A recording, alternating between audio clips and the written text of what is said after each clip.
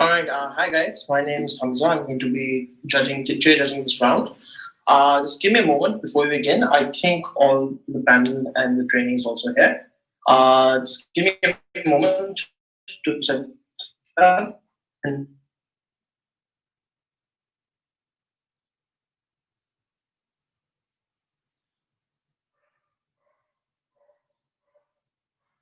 Guys, just so you know, I'm connected from two devices in case this device crashes or you can't hear me. So that's the other me with the flag out there in case it wasn't obvious. Just so you know.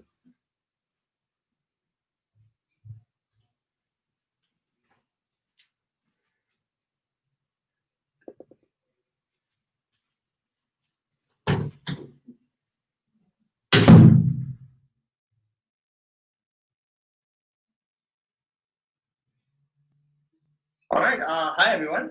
My name is Hamza. I think let's start. But before that, I'd like the panel to introduce themselves as well, including the trainee. And it would be very helpful if the teams could send me the speaking order on the chat. All right.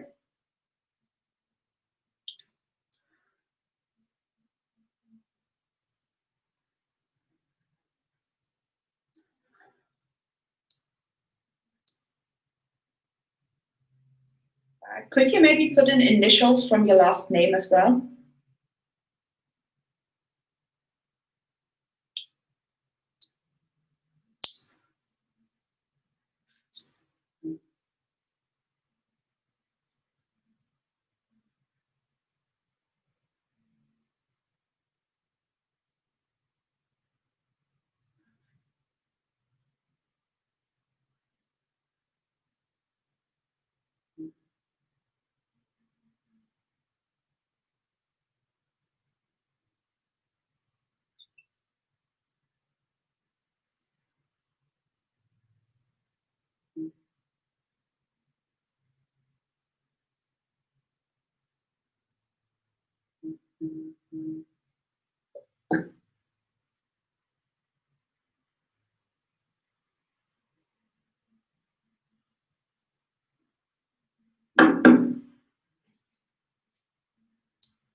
All right, great. Seems like we have everyone's names.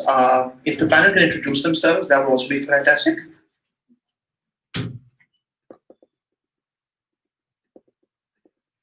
Hi, my name is Tex. You can refer to me as he or they. Thank you. I'm Helena. I prefer she or they pronouns. All right. I'm Hamza once again. I prefer he or they. Can the trainee also introduce themselves? Hi, Christopher.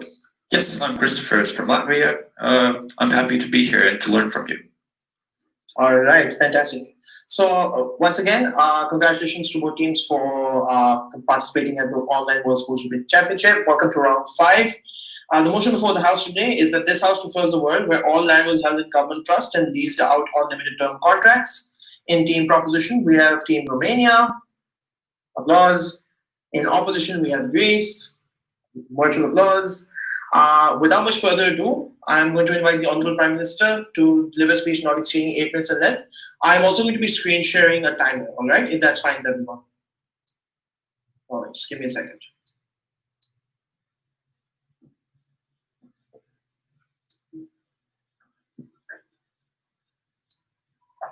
So guys, please, if you can ask audible wise, if that's fine with you. Okay, thanks. Okay, I'm having some issues with my bandwidth. Could another judge on the panel possibly share a screen for a timer?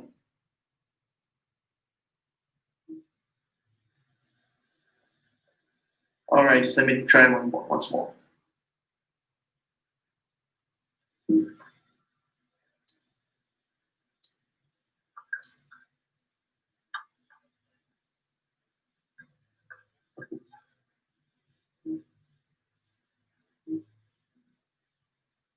Yeah, there's some error with my screen sharing. Is it possible for any other judge to screen share a stopwatch?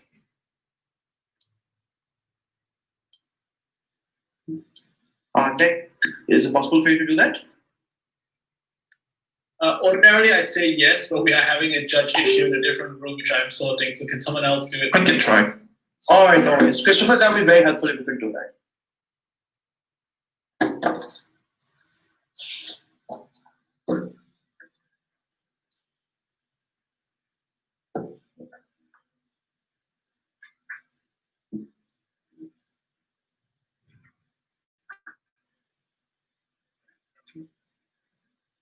All right, this is excellent.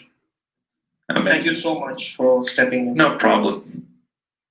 Yeah, my issues. Yeah, Helena, I have a very similar issue for online notes. So usually I just ask somebody in the panel to do it for me. It's a little difficult for me to navigate.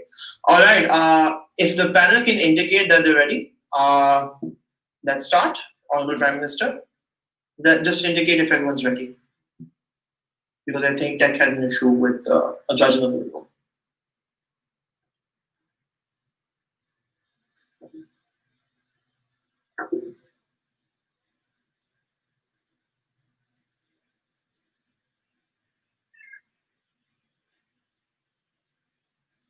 So just let me know if I can start. Yeah, let's just wait on the panel to confirm. I'm ready. Ready. Great, you can start. Okay, thank you.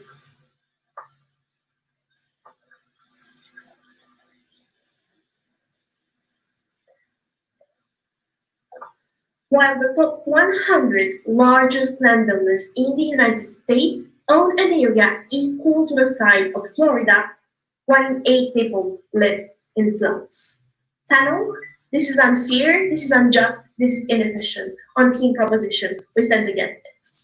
3 main clarifications before I'll present my team's construction. Firstly, this is a preference motion, which means we're comparing two worlds. The world we're describing involves a fundamentally different assumption about the right to land ownership. For people in our world, the norm is that the land is held in a government trust, so we think this is not a principal discussion about private property over land. But even if it were, we're telling you that in the status quo, the state curtails private property as well, for example, through expropriation laws, because we recognize that the social benefits sometimes outweigh the private interest. On team proposition, we support the extension of this in order to maximize social utility. Note, the team opposition in this debate has to defend the status quo. So if they want to provide alternatives, they must prove why they're likely to be implemented. Second clarification. The criteria for which we decide which world is better is which world achieves the best quality of life. Can we pause for a second? Yeah, Tech had an audio disconnect that happened right now. I think we might have to restart. Tech, are you okay now? Yeah. Can I'll just say something and I'll see if I can hear it. Can you hear me? Yeah, it's fine now. I'm sorry, I'm not sure what happened. But I do know exactly where I caught you up till. So you were right about to say you have 3 clarifications. If it's all right, do you mind if we just either restart the whole thing or just restart from there? I'm so sorry about that. But hopefully it's not a huge disruption because it's still quite early on. It's okay. I'd like to restart if that's fine with you all, because it was very early in the debate. Yeah, it was super early. Sorry about that. No worries. I think let's reset the clock. I reset my clock as well. I think that's fine. Let me know whenever everyone's ready, and then we can restart.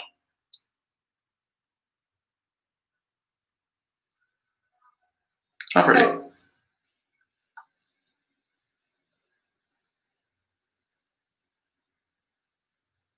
So, okay.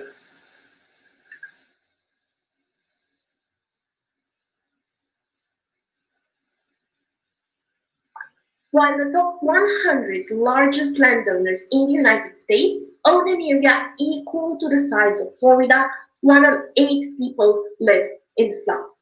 Panel, this is unjust, this is inefficient. On team proposition, we stand against this. 3 main clarifications before I'll present my team's construction. Firstly, note that this is this House preferred motion, which means we're comparing two worlds.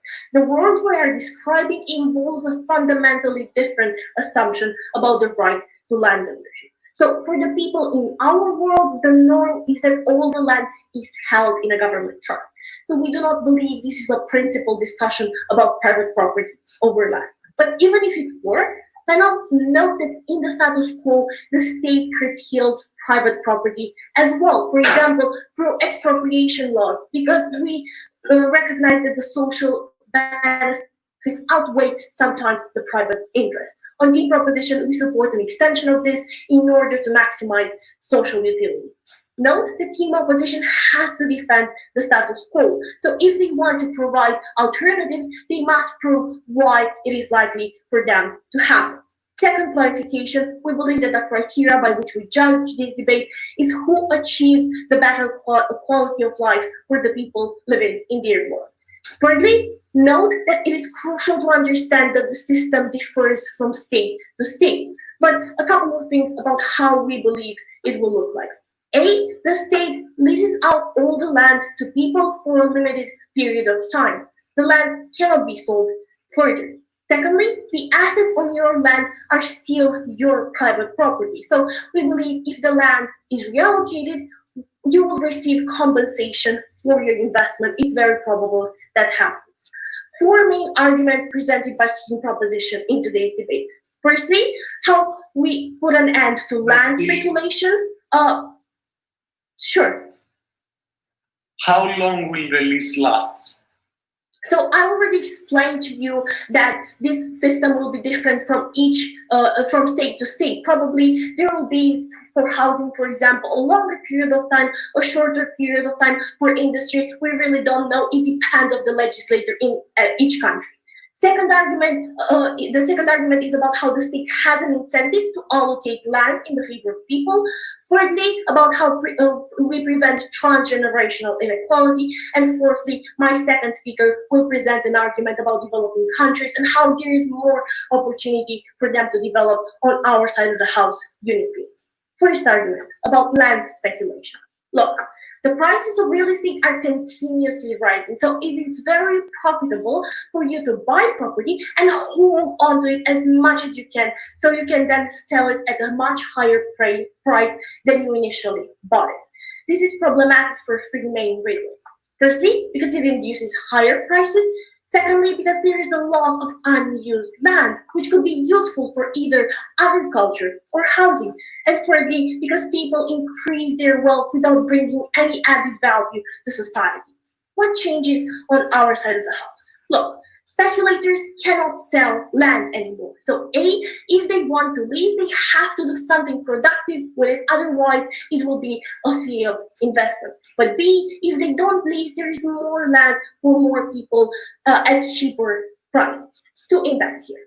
A, note that this argument is fundamentally important for individuals because cheaper land means as well, real estate prices drop, which leads, no thank you, to more housing affordability for the poor and the middle class, and also for small businesses who want to start their business. But secondly, the benefits are not dependent on government action, because the market incentives are aligned in such a way that these problems will disappear. Now, second argument about how the state has a proactive incentive to use and allocate land in the interest of people and communities.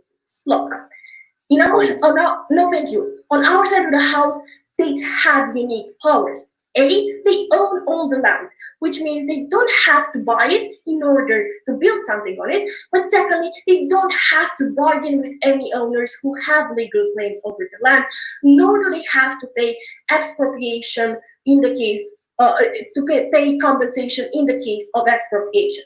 But B, they have huge political benefits without any additional political costs. Look, we believe it's beneficial politically to build housing and infrastructure, for example, but it looks really bad to infringe upon basic rights. On team opposition, nationalization, expropriation seem really politically unpalatable. On our side, politicians don't lose political capital with every attempt to build something. Now, how are states going to use this power? Two ways. Firstly, it will find solvency for the housing crisis. In San Francisco, thousands of people live in trailers because they can't afford to rent or buy homes. In London, renting just a one-bed flat eats half the average salary. So no wonder 2% of people in London are homeless. Note that we already explained in the first argument that the incentives change so that affordable housing is created, which isn't dependent on the state doing anything. But additionally, in world, the state as well has the interest to build social housing. This means more people get housing. This means also the prices get down even more because the real estate market has to compete with the prices from statewide housing. But B, there will be more investment in local communities. Look, in the status quo, we see less and less investment in infrastructure. Building roads, hospitals, railways is very difficult right now. By doing this, the state empowers the most disenfranchised of communities. It means more children have more roads, have more access to school. It's easier to take a job outside of town. More people get more healthcare. But now, let's speak a bit about the third argument, but if there's any why before. Point. Yes? To build a road, you need to break down some houses. Why are you okay with that? Look, you have a lease, which is on a limited period of time. After the lease ends, the state can decide whatever they want to do on that land. We think that's pretty straightforward. The person is not the owner anymore. Third argument about preventing transgenerational inequality. Look, the majority of wealth is passed through land inheritance, so it's very hard for the poor to climb the social ladder. So what changes on our side of the house? Cutting the ownership of land means cutting transgenerational inequality as well. And land is different from other goods. For example, you can inherit money, but money is hard to maintain. But moreover than that, if you inherit money, it doesn't mean you take out of the money that other people have. This happens for land. When somebody owns land, it means instantly that somebody else can. So on our side of the house, you can no longer sit on the same land for the rest of your life. You can no longer profit for that. We reduce inequality. Panel, at the end of the day, even if I haven't convinced you so far, we are the team that gets rid of speculators. We're the team that builds infrastructure. We are the team that is solving homelessness and provides affordable housing for people. I couldn't have been prouder to stand for team proposition today.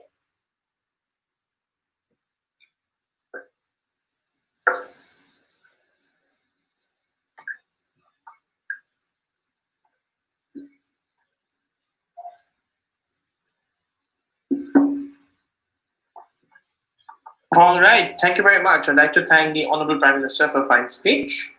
If the panel can indicate that they're ready, I'd like to invite the Honorable Leader of the Opposition to deliver a speech not exceeding 8 minutes in length. I call this House to order. Hear, hear.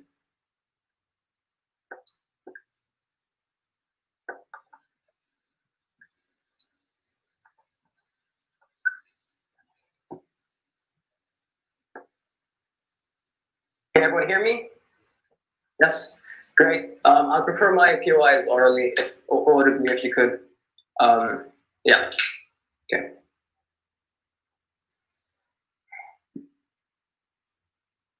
In the 1920s, the US gave home loans only to whites, and Uganda denied land to women. Today, London, New York, San Francisco choose to preserve old buildings despite them not having sufficient housing for their people. In Team Greece, we see the world as a highly complex place that requires nuanced approaches. Note that Team Proposition has a problem-solution gap. Their problem is overaccumulation, of land, not its ownership. There are a myriad of solutions of targeted right and transfer full control over to the state. What do we support? Depending on the context, policies such as progressive inheritance tax in Japan, rent controls as in Berlin, limiting excess ownership in India, or natural reserves belonging to the state. These are not perfect solutions, but Proposition's burden is to show why they reject a balance between the individual and the state, action and rights, but rather give full control of all land over to the actor that has actively caused or at least facilitated most of the injustices in our world today. You'll be hearing three things from us today. First off, about security, social mobility. Secondly, state exploitation and abuse. And thirdly, about less productivity and overexploitation of land. But before I get into that, let's look at some rebuttal. Yeah. So Team Proposition talks to us about how market prices will essentially adjust as land becomes cheaper. But the mechanism that they have for this doesn't really make sense at the point at which pretty much anyone can actually bid for one of these leases and take out one of these leases. This means your city centers are probably still going to be owned by the wealthy who own the current apartment blocks. So people who are renting there are still going to have to be renting at pretty high prices because demand for those apartments is still very, very high. Team Proposition doesn't actually do much to change this here, so we don't think they actually do much in terms of giving more affordable housing to people. They also tell us that it looks bad to be infringing on basic human rights.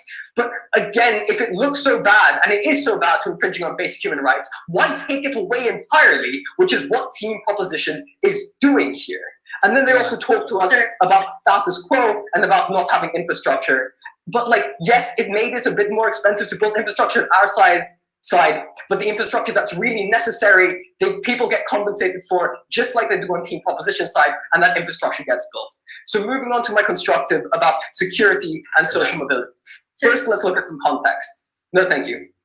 So Prop changes ownership of land, but everything else in this debate stays the same. They're not breaking down structural barriers of racism. They're not changing the fact that capitalism allows those who own the means of production to accumulate wealth. In that context, Team Proposition is taking away a safety net from the most vulnerable. Why is land a safety net? Well, it's because it's finite and it doesn't lose value in the long term, making it a stable asset. Analysis that they also gave you here. Now, on opposition, while it may be expensive to buy some of this land, a lot of the middle class and lower classes actually end up owning some of it. In fact, 90% of rural India actually owns the land that they live in. So we think Prop has two harms here. First of all, they're denying people their only collateral. So most people don't actually have excess capital to take out and improve their situation. Think about the farmer who wants to invest in new irrigation equipment in order to improve his yield and therefore his income. On side proposition, that farmer cannot take out a loan in order to get that capital because they do not have the collateral to bid on it. So in Prop's world, the rich and wealthy still have access to other sorts of assets or capital. But by taking away land from everyone, it's the poorest and the middle class who are left with almost no form of collateral, no way to raise significant capital. No, thank you. The second harm here is damage to intergenerational wealth, which is a core part of social mobility. So for poor and middle class families, owning property is the best way for them to secure a future for their children. Think about the family saving money in order to buy a house, so their kid doesn't need to pay for accommodation. They can put money on the side and invest in a car for better job prospects, or invest in education. In Argentina, family rates of high school graduation doubles the generation after they acquire land. In Taiwan, family income increases by 50%. Team Proposition hits the reset button on this land ownership every few years, while opposition lets them gradually improve their situation and allow families and communities to break the cycle of poverty over generations. At the end of the day, while Proposition seems to be bringing some form of equality, they're actually bringing something that's highly inequitable. Before I move on, I'll take your POI. Right, so what incentive does the state have to kick people out of their own homes? We think that's extremely unlikely to happen. I mean, the state does this as is. If they need to build construction projects, I'm not sure where you're getting up to that POI. But also, I think this gets addressed in my next point. So let's look at state exploitation and abuse. So when Team Proposition takes away the right of ownership and transfers it to the government, they're actually relying on government benevolence, something which that POI indicates, right? So we recognize that the power of the state needs to be limited and checked in order to prevent abuse. This is the very reason we have constitutions and legal rights. Prop removes this crucial check because by owning land, it brings a higher barrier to the state so it's harder for them to interfere with people's lives and choices. For them to take your property, they must first use eminent domain, compensate you fairly, and then prove in court why the intended use is within public interest. Prop exposes people to arbitrary power of the government. Governments have short-term interests that are not aligned with most of the population. For example, financial interests to show fast economic growth, or political incentives to cater to specific communities. While these exist in all states, they're checked by varying degrees because of the barrier imposed by private ownership. So in countries where there's systems already in place, we see Ethiopia seizing farmland and selling it to the Chinese. We see that China forcibly displacing Uyghurs off of the land under the guise of lease expiry. Even milder cases like Singapore lease land to gain political favors. At the point where private ownership is removed, we think places like Hungary, Turkey, and Thailand will adopt similar practices. Even in Prop's best case scenario, we think countries like the US, Canada, or Australia are trying, well, they have been trying to drive out indigenous populations in order to exploit natural resources for centuries. The extent at which these rights have already been violated comes solely from them not having legal protections of ownership. In proposition, this gets far worse as the historical claim of land, historic claim to land is slowly erased. Under proposition, governments can do these things without, first of all, forcibly seizing land at a higher political cost, because they actually need to send eviction notices to everyone to get them out of their houses. But also B, they don't need to fairly compensate communities to actually buy this land, changing the cost calculus that they make, because these exploitative practices may not be worth it at the point at which they actually cost far more. They can simply take the land at the point at which the lease actually expires. This is why we're not trusting the benevolency of states. We've seen it historically. Now, we're not saying all states are going to be doing these things, but we think, and it will going to happen in every country.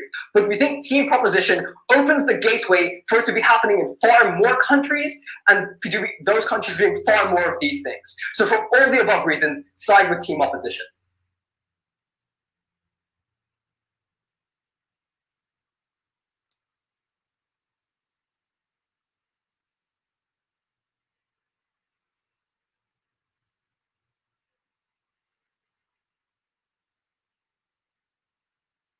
All right, thank you very much, Honorable Leader of the Opposition, for a fine speech. If the panel can indicate that they're ready, I'd like to invite the Honorable Deputy Prime Minister to deliver a speech not exceeding 8 minutes in length. I call this House to order. Hear, hear.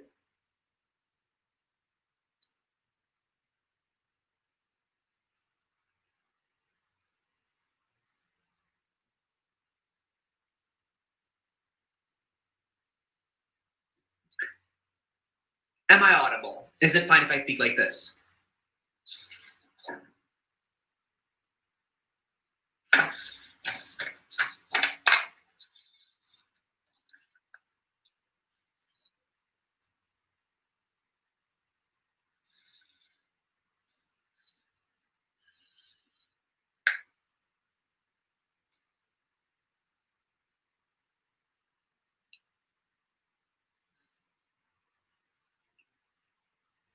In developing nations, the average space for living per person is 7 square meters. This is about the size of a parking lot panel. This is the sort of sad reality we are witnessing because of inequitable land distribution, and this is the sort of world that opposition has to defend. Note that it's not enough for them to come up with a myriad of solutions and just cherry pick some places in which some policies have been implemented. We think that, first of all, there are many issues with those policies as well. For example, things like rent control don't solve the issue that there are systemic problems with housing supply. But secondly, and most importantly, we have to acknowledge that in order for all of these policies to be implemented, there is a political battle that has to happen. There's a government that has to be extra benevolent, that has to want to sidestep all of the other issues that currently exist when it comes to private ownership, and to implement these policies. On our side of the house, we remove the government's way when they try to do things that benefit the little guy so proud to propose. Okay, 3 things I'm gonna do in my speech. First, a couple of extraneous rebuttal points to what team opposition brought to us so far. Secondly, a wider discussion about state incentives and how states are likely to act on our side of the house. Thirdly, my own substantive, in which I'm gonna tell you how developing countries have more opportunities for development. Okay, let's talk a bit about what some of the points the team opposition brought to us so far. First one, they talk about how the wealthy are still going to have the upper hand because they're going to be able to bid the most for many plots of land in many places. Look, I'm not sure where they got their model with bidding, but we think that on our side of the house, this is not necessarily the primary mechanism through which land will be allocated. We think that government owning the land means that they can allocate it through a variety of mechanisms, such as, for example, keeping it and building social housing on that land, and then afterwards bidding some leftover land. We don't think that automatically all land is going to be up for sale and all the wealthy are still going to be getting the most of the land. But secondly, let's talk a bit about intergenerational mobility. They talk about how the land of like poor farmers and people in rural areas is going to be taken away from them every few years, or they're going to risk them, the lease is going to expire every few years. Look, again, we have to analyze what the state incentives are here. We think that it's likely that when it comes to poor people, people whom supposedly any democratic government wants to get the vote of, they're just not likely to like burden them with having to renew their lease every 3 years. There are structural incentives for government to appease these sorts of categories, these sorts of demographics, give them long leases so that they don't just have to like be very anxious about getting their lease renewed every 2 years or so. Okay, now let's have a wider discussion about state incentives. And look, we have to acknowledge that on our side of the house, land allocation isn't just a political issue. It's the political issue. The fact that the government can't simply deflect responsibility for the way in which land is allocated means that on our side of the house, there is enormous political pressure on governments to allocate their land responsibly. This looks like election manifestos having land allocation as one of their primary content points, right? Having opposition attacks continuous against the government who is not properly allocating land and who's giving land to like the wealthy instead of giving it to the people who need it most, right? We're talking here about structural electoral incentives for governments to cater to the massive voting blocks that are working people and the middle class, and to offer them things directly because they know that if that doesn't happen, the only agent that's to blame is the state, is the government who didn't manage to offer the proper land allocation. So what does this mean? This means that first, most of our impacts stand, right? Note that team opposition doesn't even bother to interact with our points about the housing crisis, about how intergenerational inequality is being entrenched, about how infrastructure projects aren't being built, right? All of these things the states have structural incentives to do on our side of the house, and they're able to do them very well. But then these points like about minorities and how somehow states are going to uniquely oppress minorities on our side of the house. You have to understand that if a government is hell-bent on oppressing a certain minority, they have all of the necessary tools to do that in the status quo, right? Using eminent domain very arbitrarily against people who have no power to properly challenge that in court, that's something that already happens. But we think that you have to understand the comparative, right? Most of the real estate market is currently, we're currently controlled by an oligopoly of like old racist white men in the United States, for example, who can discretionally actually use their powers that they have over the market. We think that on our side of the house, we at least have some form of incentive of political pressure that minorities can place on the government. Before I continue and go into my own substantive, sure. If you acknowledge that at least some governments will try and suppress some minorities, why are you okay with taking their last line of defense, their land that they can use to protect themselves from the state away? Okay, so I've just explained how we don't currently live in the status quo in a world where private property rights are absolute and no government will ever sidestep them when it comes to minorities. We see those things happening in the status quo. You have to be comparative in order to drive, if you even want to try to drive this point home. Okay, about how in our world, developing countries have more opportunities for development. In a status quo, we think that multinational corporations have disproportionate power in developing nations because they own an enormous share of the land in these countries. How did this happen? Many politicians have been bribed by corporate giants into selling them large chunks of land. And accepting this bribe was advantageous for the politicians because in the short term, they get a lot of money from the sale of land that they can then pocket or splurge in order to ensure immediate electoral success. As a result, only between 2000 and 2013, a land area larger than the size of Spain has been sold to MNCs across Africa. Why is this so bad? One, the lives of locals are significantly altered because corporations can essentially do whatever they want with that land. This looks like palm oil giants in Cameroon that own the land on which entire villages stand, threatening locals that they're going to have to leave their homes, or water being diverted from the River Nile by big agribusiness towards irrigation for their own crops and threatening the water supply of poor households. Two, developing countries become even more reliant on MNCs, which translates into more concessions being extracted from states in terms of lower taxes and deregulation, meaning things like less worker protection and less money in the state budget. What is the comparative? On our side, the situation changes on three fronts. One, less land ends up in the hands of MNCs in the first place. In our world, we have to regularly pay for the lease renewal. Bribing politicians to get a lot of land stops being so easy for MNCs since the long-term cost is too high. So we think that it's likelier on our side that less such transactions will happen in the developing world in the first place. Two, even if corrupt transactions do take place, they can be reversed more easily. When you sell off land to MNCs, the effects of the transaction are permanent. The only way for the government to take the land back is to nationalize it, which isn't really an option because it brings so much backlash. On our side, when a change of government happens, it's easier to also change the way in which land is allocated. These allows leftist and nationalist governments to offer more land to local farmers and businesses and divert it away from MNCs, which means more economic autonomy and more empowerment for locals. And panel, third, even if you don't buy anything else, it's at least a constant stream of revenue for the state that can be used and funneled into essential state services like education, like healthcare, like infrastructure. For all these reasons, I'm so proud to propose.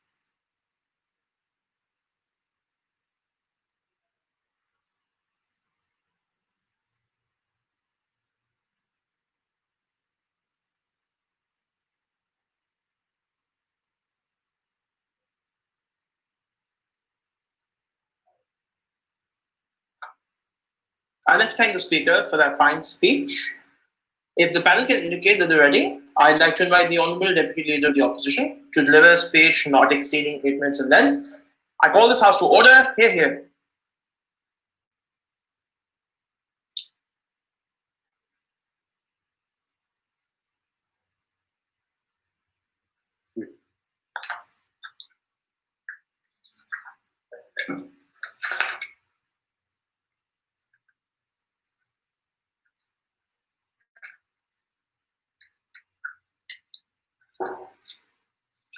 Can everybody hear me? Okay, thank you.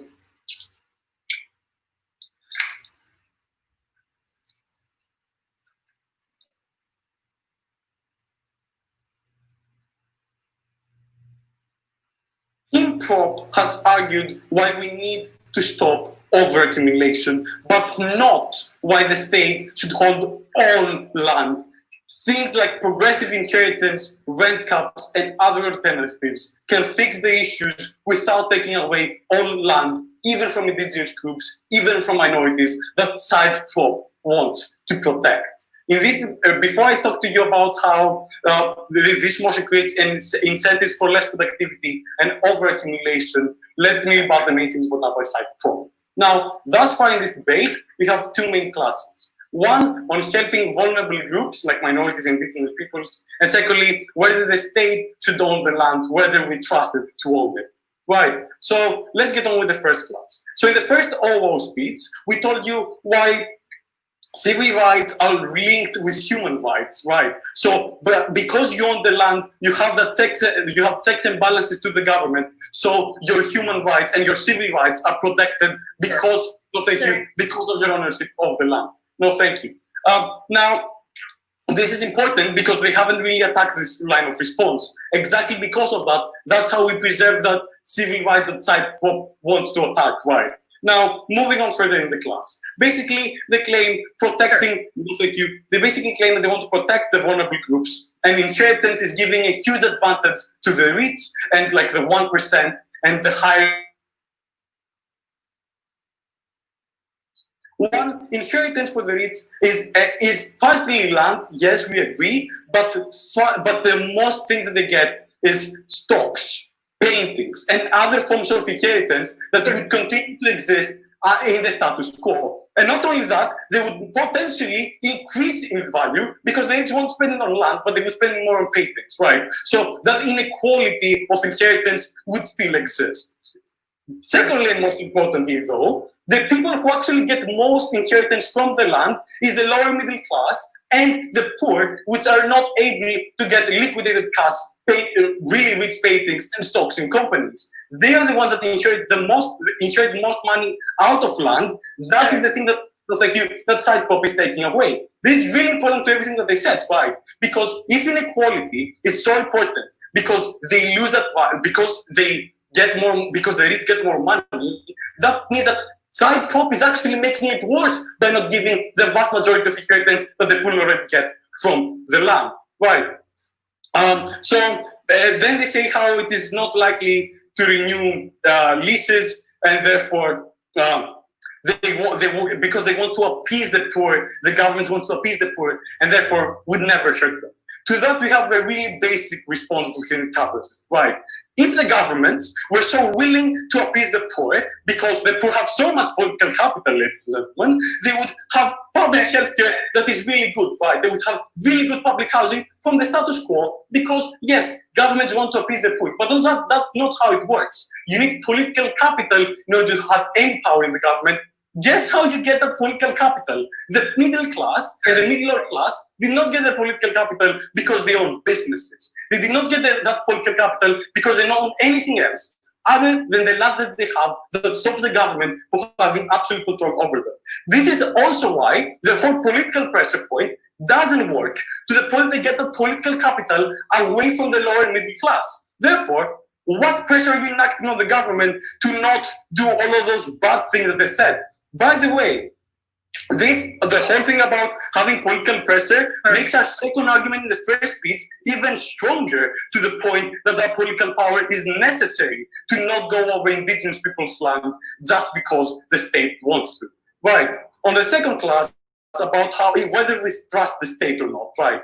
So basically, they concede that the states are not benevolent in the second speech intro. The point they claim that you need a really benevolent government to overstep their boundaries and actually care for the poor in the status quo, right? So we believe that they already concede that the states are not benevolent. Now they then say that the state in the status quo could just go over minorities anyway, and the rich, white, racist US Americans would do it anyway.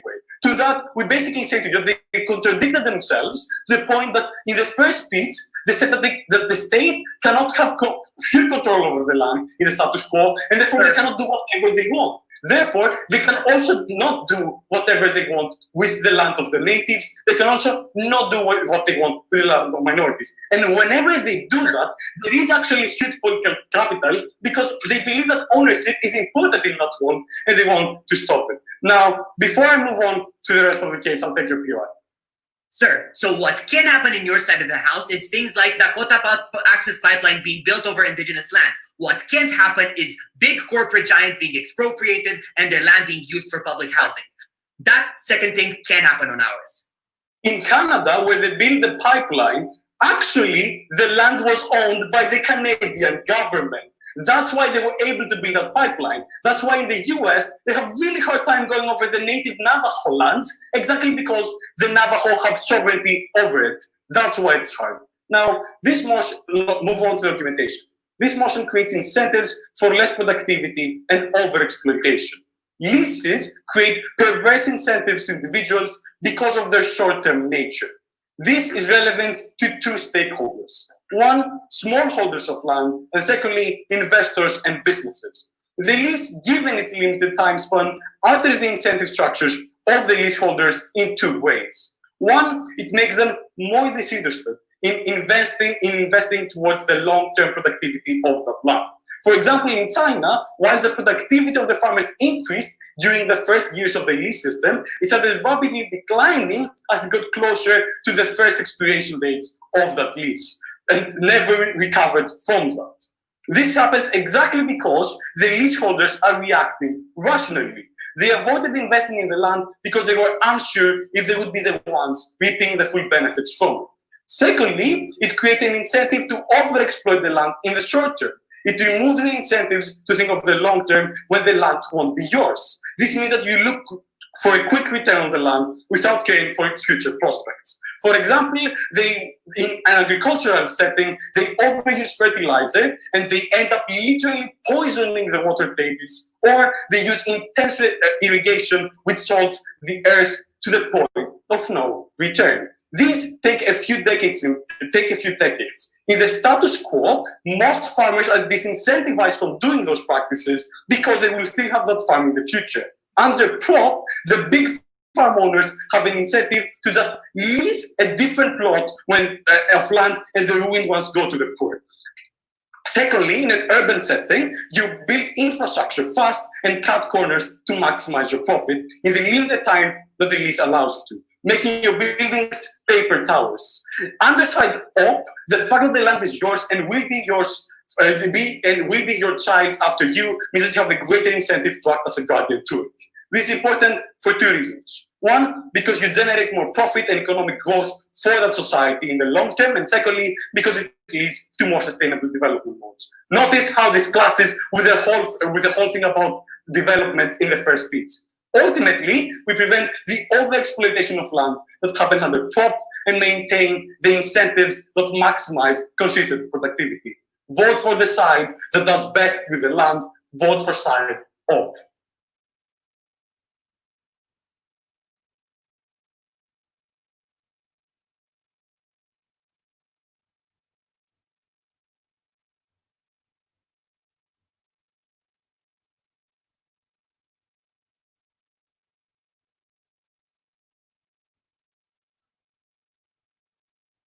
Thank you very much. I'd like to thank the Deputy Leader of the Opposition for a fine speech. To continue the case for the government, I'd like to invite the Honourable Government Whip to deliver a speech not exceeding 8 minutes in length. I call this House to order. If the panel can indicate that they're ready, we'll start.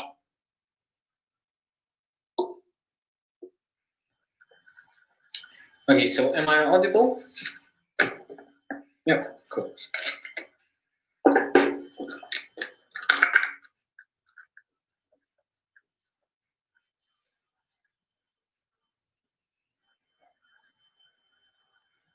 When in Mozambique, kids are literally dying of malnutrition, and MNCs own 80% of the arable land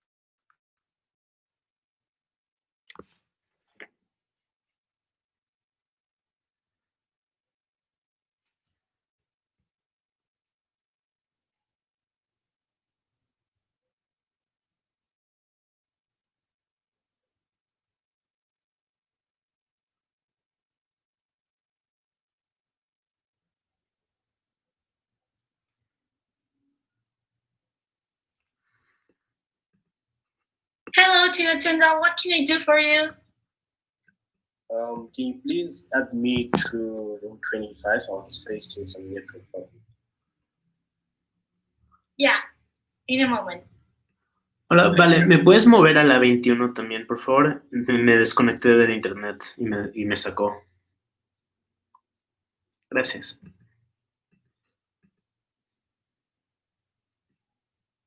¿verdad? Sí, gracias. To get this benefit. So you know that everything they have been claiming is either not exclusive to their side, but actually it becomes worse. Before I move on, yes. So stop using your magic wand and saying that alternatives will happen. Explain why that's likely, especially in a status vote that has seen a 30% increase in rent price in the last 2 years. Right. We're not saying that these things are likely to happen everywhere. I think there are some states like Germany, with what they're doing in Berlin, so more liberal states in general, that would have an incentive to do that. And we're fine with that. The states that don't have an incentive to do that would not distribute land in a favorable manner under your side either, right? So moving on to the second class of state incentives. They've told us that states have an incentive to appease the poor, that the states have an incentive to redistribute land, and crucially, that with every change of government, we have a change of land distribution. Now, four main responses in that class. First of all, note how they have a very uniform view of the world. Yes. Like some countries like Germany again, that do this kind of stuff right now, they would have this sort of incentives, but they have failed to engage with countries like Myanmar, like Brazil, like Turkey, like Hungary, like China. We never got to hear why these type of countries would have an incentive to distribute land in an equitable manner. Countries that are so unapologetically discriminatory in the status quo, we can even continue to do the same thing. And no, not every country is a democracy. Some countries simply do not care about how many people vote for them. Second thing is on the whole thing with incentive to appease the poor. So this again was sort of assertive, right? So we tell you that this incentive usually stems from political capital, right? And since they reduce the political capital that the poor have on their side because they take away one main source of that capital, ownership, this is actually way harder to do because the people who have the most power in the society are not the poor, they are the elite. And that doesn't change on their side because they still have other benefits. This means that the incentive to appease the poor is way lower than the incentive.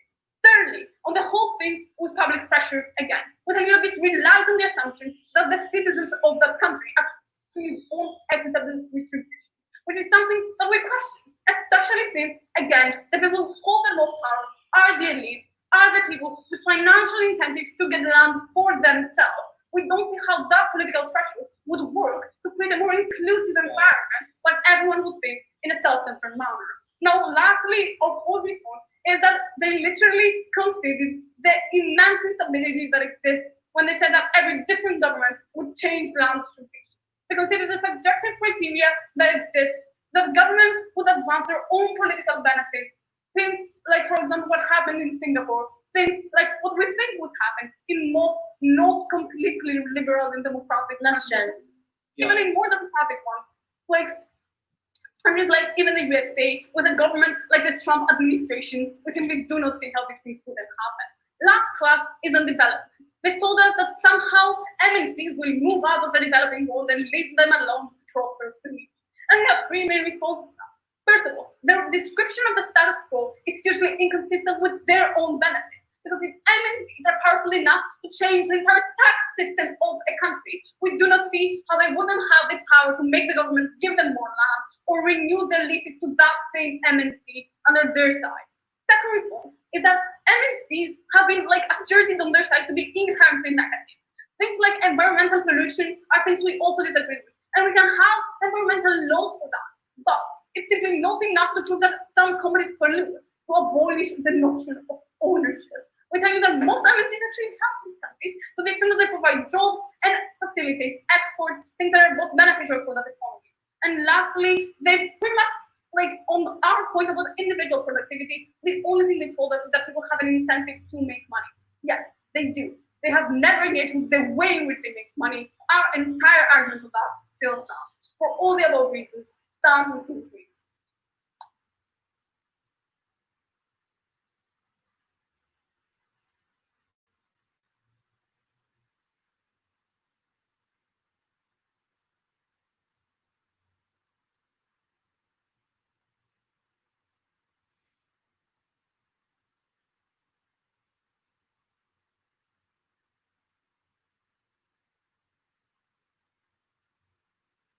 All right, I'd like to thank the Honorable Opposition Whip for a fine speech.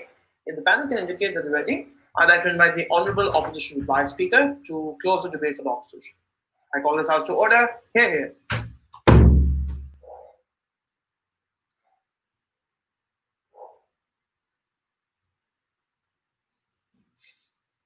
You will hear me. Yes. Excellent. Okay. 1 second for my notes.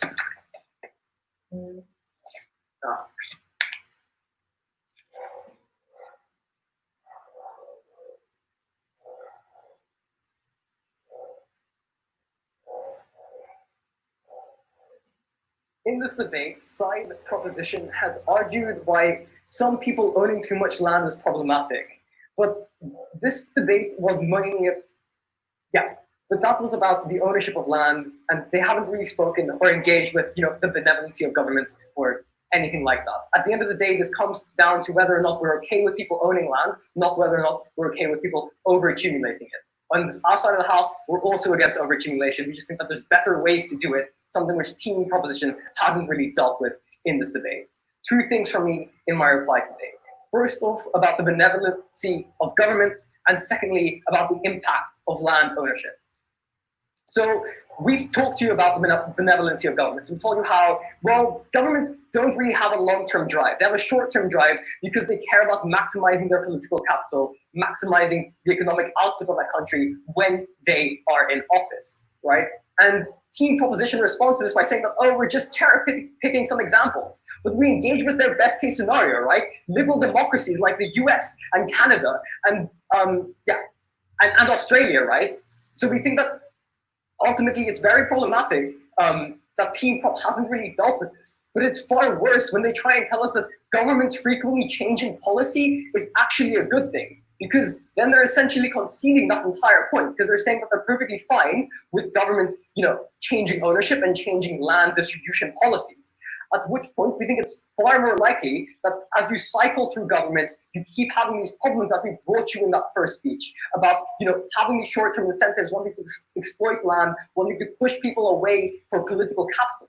So we think that when you actually have ownership under our side of the house, people can actually defend themselves against the state because they can't just walk in and violate their rights. Actually, it can't just wait for a lease to expire and then violate people's rights, which is what happens on side proposition. And note this works very well with their developing world. Because why would a developing government that is a bit corrupt, because that's how most countries in Africa tend to be, unfortunately, right? Try to maximize and help out the farmers, when instead they have this very happy incentive on the side to maximize profit with MNCs and political capital with MNCs by just giving them a lot of land in the process, right? We think team proposition loses debate at the point at which they don't engage with benevolency and they don't bring a realistic view of what governments actually look like as they cycle through, as their incentives change, and as all of this changes, right? But also on this, they try and tackle us in terms of capital to make changes, but really, if they can make changes in terms of how land distribution happens and just ignore the rich, then we can do the same thing with rent control and price caps and all that lovely stuff. But also, let's look at land ownership here. So we brought you this argument about how land ownership helps lift people out of poverty, how it gives them a degree of security because they have something to fall back on, even if they don't make enough savings to actually lease out that property again. And team proposition keeps saying that they won't actually, the state won't actually evict people if they, the state won't actually evict people. But at the point at which people can't pay their leases and businesses can't pay their leases, then the state kind of has to do something about it because then they're not leasing things out. So we think that means that team proposition is dodging their burden in this debate, which is proving that the state is going to be leasing out this property. But also, we explained to you in Panayi's point about how land is become far more productive on our side, right? And the impact of land ownership and investing in your land and actually trying to build out, right? And we think that this is massive. And they try and tell us that, but people have an incentive to keep their lease in the long run here. But that doesn't make a lot of sense because if I can make like you said, right? If I can make a quick buck off my land right now by doing some aggressive farming techniques in the process, I'm probably going to do that, then move on to the next lease and the next lease and the next lease until I've ruined a lot of farmland but made a lot of money for myself because I don't care about that land. Because we bring you these positive impacts of land ownership, we help the poor climb out of poverty, and we don't trust governments which have never proven to be benevolent stand with team opposition.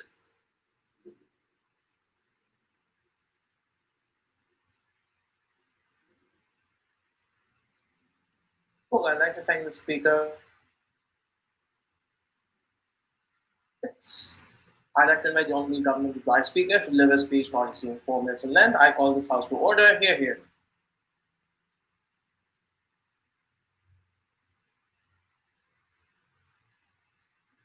Am I audible if I speak like this? Is it fine? Okay, great.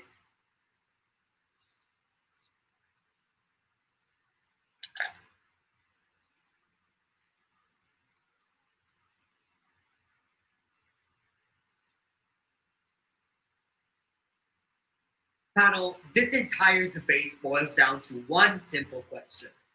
Who do you want to control land allocation? Is it opposition's Donald Trump, who is a real estate developer, who probably doesn't like a lot of ethnic minorities and would want to discriminate against them, and who only cares about profit, or our Donald Trump, the politician, who probably discriminates against minorities, who cares about himself a lot, but who's also a politician, and who is constrained by actual incentives to appeal to the electorate, to appeal to poor people, to appeal to the middle class. Panel, neither of these Donald Trumps is an angel, but we sure think ours has the incentives to at least do some things a bit better than opposition's. Before anything else, two main clarifications. One, it is incredibly problematic that team opposition systematically refuses to engage with our analysis throughout today's debate. They never properly respond to 4 substantive arguments about how we get more social housing, how we get rid of speculators, how we get more infrastructure, how we better developing countries. They have these like very superficial responses, not enough to bring all of that analysis down. But second, they can just tell us that things can change on our side and we are willing to change them. Well, we're very glad that team opposition has this philanthropic impulses, but governments and like a lot of actors that are currently in charge don't on your side of the house. All of the issues that we've talked about are issues that are currently happening, right? Housing crisis in London, in New York City, in places all around the world. These things are happening. You can't wave your magic wand and pretend they don't. You don't give any way in which they're being solved on your side of the house. We give you some very clear mechanisms. Let's talk a bit about the poor and the middle class, right? Because on like the vast majority of people in most countries, team opposition only gives us one idea that they properly develop throughout down the bench, right? That for many people, owning land is their only lifeline, the only thing that they can rely on. They tell us, then we tell them, look, many people don't own land in these countries. And then they acknowledge that and say, but for at least some of them, right, they can't have that taken away from them. And again, we never understood why the Indian government is hell-bent on taking away those couple of square meters that a random Indian farmer has in the rural areas of India. We never understood why the government is hell-bent on making the life of poor people who own a bit of land so miserable and evicting them at their first opportunity. Actually, we told you why governments have an active incentive to ensure that these people aren't burdened and that these people can actually live decent lives. We've told you on our side of the house that first, you get rid of speculators, which they never engage with. So it means that generally, price of land, price of real estate drops. We already make housing more affordable, even if you don't buy into any of our analysis about the state. But we've also talked to you about how in all countries where there is at least a bit of democracy and a bit of respect for people's rights, if the government, who is the only one responsible for land allocation, only gives land to the rich and ignores everyone else, then the opposition is going to steamroll them in the nearest election. We've made that mechanism pretty clear to you. So we think that it's so much likelier on our side of the house for the government to do things like to solve the housing crisis, to build more infrastructure, and you don't have the barriers that currently exist in the status quo. You don't have people bargaining indefinitely with the government because they just don't want their land to be taken away, even if it will hugely benefit the community if a railroad is going to be built in there. right? Then their point about minorities, which is finally dropped, is ultimately a wash because we've told you that at least on our side of the house, injustices can be reversed. On their side, they're permanent. And on developing countries, right? You can't just respond to it on third opposition and pretend that this is just going to count in the debate as any other response anywhere. Far too little, far too late. Team proposition takes this debate. Thank you. I'd like to thank the speaker and all debaters in this room for an excellent and engaging debate. Congratulations for a fine round. We'll be proceeding to four deliberations. A round of virtual applause for everyone for a fine job during this round, and we'll be back soon with this session. Thank you guys for the debate. Thank you guys so much. Thank you. It was a real pleasure. Okay.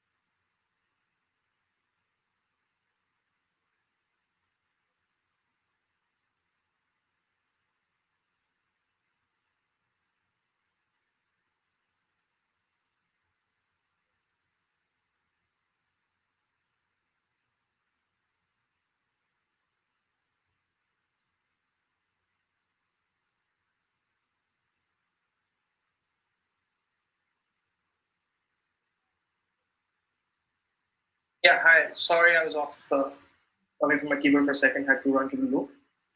So I'll start a timer for 8 minutes. I hope that's fine for everyone to fill out their ballots and figure out their decision. Okay. All right. Cool. And I'll start your timer. Cool. See you guys in 8 minutes.